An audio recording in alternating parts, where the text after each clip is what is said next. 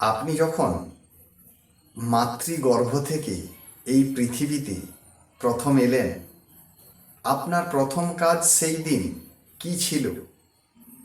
আপনার প্রথম কাজ সেই দিন ছিল প্রাণ ভরে শ্বাস নেওয়া।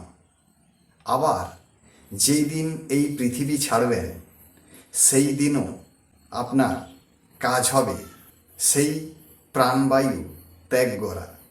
তাহলে এই প্রাণবায়ু গ্রহণ আর প্রাণবায়ু বর্জন, এটি হলো আমাদের জীবনের যাত্রাপথ। আজকে বিজ্ঞানের অনেক উন্নতি ঘটেছে। এই মুহূর্তে আপনি আর আমি মোবাইল বা ল্যাপটপ ব্যবহার করে জানতে পারবো খুব সহজেই যে পৃথিবী থেকে চাঁদের এখন পরিস্থিতি কেমন বা মঙ্গল গ্রহের পরিস্থিতি কেমন। কিন্তু এই প্রাণবায়ু কেমন করে বাঁচিয়ে রেখেছে আমাদের এই দীর্ঘ যাত্রাপথ?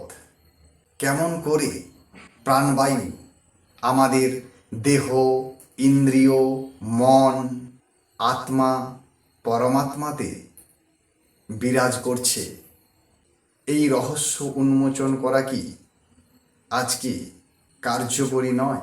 এই প্রাণবায়ু কিভাবে দেহ, ইন্দ্রিয়, মন, প্রাণ, আত্মা এবং পরমাত্মাতে নিয়ে যাওয়া যায়, সেই প্রাণবায়ুর রহস্যের উন্মোচন করার জন্য আপনাদের অবশ্যই ইউনিভার্সাল সাকসেস পয়েন্টের সঙ্গে যুক্ত হতে হবে।